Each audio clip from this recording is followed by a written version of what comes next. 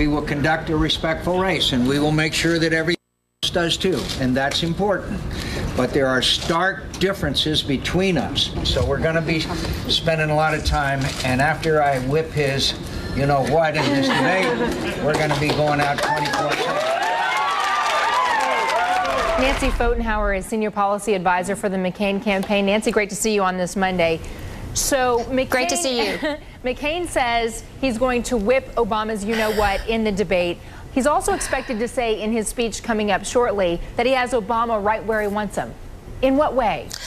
Oh, well, you know, Contessa, Senator McCain just revels in the underdog position, if you will. He's his best when his back's up against the wall and he's fighting for the American people, and that's what he's going to do. And you know, as the clock ticks down, I think you're going to see more and more undiluted John McCain and a very strong advocacy of his policies for this country that will bring taxes down, create jobs, help American families, and basically get us moving on the right track again.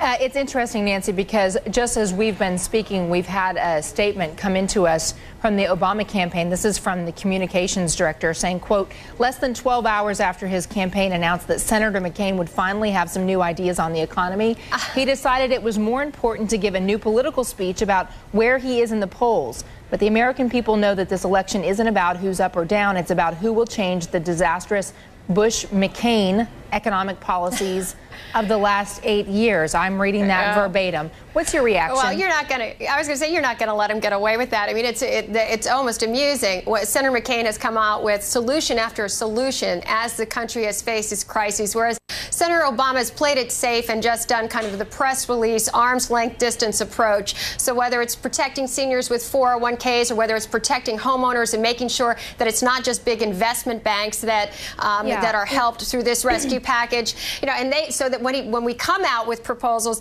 they try to cast them as erratic. Nancy, so I find it just kind of amusing that they're trying to have it both ways. There was some talk about whether Senator McCain was going to propose some new tax cuts. Is he going to do that this week?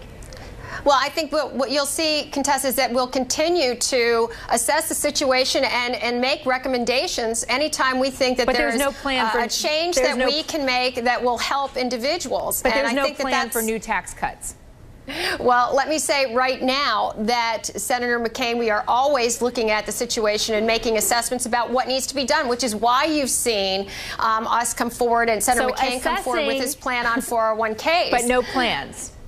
Well, right now, I have nothing to announce right now. Okay. Let me just be as blunt as possible. I will contrast that with Senator Obama's plan. I mean, it's interesting listening to your earlier segment about the world economy. The market for capital is global right now. Right. It can flow anywhere. And so it's absolutely essential that our economic policies make the United States a magnet for that capital. And that is exactly what Senator McCain does. He creates a system that attracts capital. Senator Obama punishes it. And it will flee. It will go to other countries, and that's where the jobs will be created. Nancy, thank you so much. It's great to talk to you today. Thanks.